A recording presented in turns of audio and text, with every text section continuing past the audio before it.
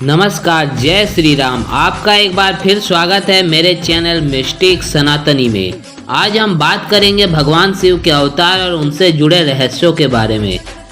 भगवान शिव का पहला अवतार जो कि है नंदी अवतार। नंदी को कर्म का प्रतीक माना गया है। कर्म ही जीवन का मूल मंत्र है। मुनि सिराद नंदी जी के पिता हैं। ऋषि सिराद ने मृत्युहीन संतान की कामना की थी। भूमि जोतते समय सिराद मुनि को भूमि से एक बालक मिला जिसका नाम उन्होंने नंदी रखा।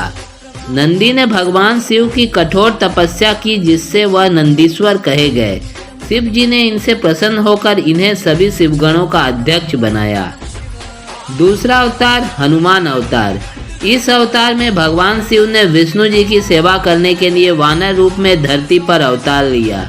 माता अंजनी ने नारायण पर्वत पर स्वामी तीर्थ के पास शिव जी को कठोर तपस्या से प्रसन्न किया था।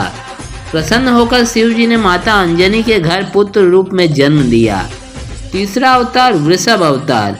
भगवान श्री हरि को अप्सराओं से कुछ पुत्रों की प्राप्ति हुई थी, लेकिन वो पुत्र पातालवासी राक्षसी प्रवृत्ति के थे। उनके उपद्रव से घबराकर ब्रह्मा जी शिव जी के पास गए। तब भगवान शिव ने बैल यानी वृषभ के रूप में अवतार लिया और पाताल जाकर सभी विष्णु पुत्रों का संहार किया। चौथा अवतार है सूर नर्तक अवतार। पार्वती के पिता हिमाचल से उनकी पुत्री का हाथ मांगने के लिए शिव जी ने सूर नर्तक वेश धारण किया था। हिमाचल राज के दरबार में नटराज शिव जी ने इतना सुंदर और मनोहर नृत्य किया कि सभी प्रसन्न हो गए। जब हिमाचल ने नटराज को कुछ मांगने के लिए कहा तो नटराज ने पार्वती को मांग लिया। इस पर हिमाचल राज अत्यंत क्रोधित हुए। भोलेनाथ के जाने के बाद मैना और हिमाचल को दिव्य ज्ञान हुआ और उन्होंने पार्वती को शिव जी को देने का निश्चय किया। पांचवा अवतार दिव्य सरभ अवतार। सरभ अवतार में शिव जी का आधा स्वरूप हिरण का और बाकी शरीर सरभ नामक पक्षी का है। सरभ पक्षी के बारे में पुराणों में वर्णित है कि यह शेर से भी ज़्यादा शक्तिशाली था। वह इसके 8 पैर होते थे। हिरण्यकश्यप का वध करने के बाद भी जब नरसिंह भगवान का क्रोध शांत नहीं हो रहा था और इस क्रोध से समस्त जगत भयभीत हो गया, तब नरसिंह अवतार के क्रोध को शांत करने के लिए शिव जी ने सर्वावतार रूप धारण किया। छठवां अवतार है भिक्षु वर्य अवतार। विदर्भ के राजा परम शिव भक्त सत्यरथ को शत्रुओं ने मार डाला था। तब उनकी पत्नी जो गर्भवती थी, उन्होंने शत्रुओं से छिपकर अपने प्राण बचाए और एक सुंदर पुत्र को जन्म दिया। रानी जब जल पीने के लिए सरोवर गईं तो उन्हें घड़ियाल ने अपना आहार बना लिया।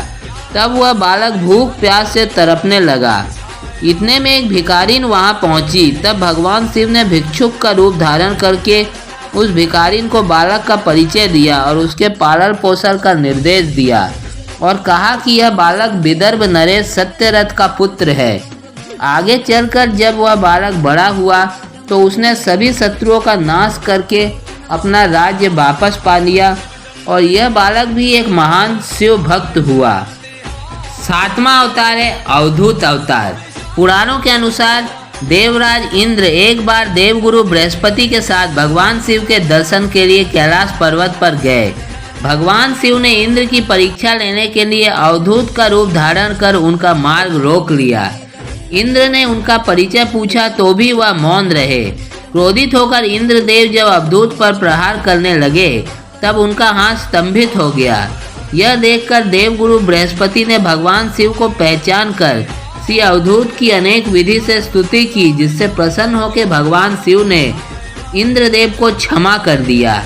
आठवां अवतार सुरेश्वर अवतार। भगवान शिव एक छोटे बालक उपमन्यु की भक्ति भावना से प्रसन्न होकर उसे अपनी परम भक्ति का वरदान देने के लिए सुरेश्वर अवतार में अवतरित हुए। शिव जी ने सुरेश्वर का रूप धारण कर उपमन्यु को दर्शन दिए और अनेक प्रकार से अपनी ही निंदा करने लगे। तब उपमन्यु क्रोधित होकर सुरेश्वर को मारने के लिए खड़े हो गए। उपमन्यु का अटल विश्वास देखकर शिव जी ने उन्हें अपने वास्तविक रूप के दर्शन दिए। नौवां अवतार अश्वत्थामा अवतार। पांडवों के गुरु द्रोणाचार्य ने कठिन तपस्या कर शिव जी को पुत्र रूप में पाने की विनती की थी। तब रुद्र ने अपने अंश से द्रोण के बलशाली पुत्र अश्वत्थामा के रूप में अवतार लिया था। अश्वत्थामा को अमर माना गया है और वह आज भी धरती पर विचरण करते हैं।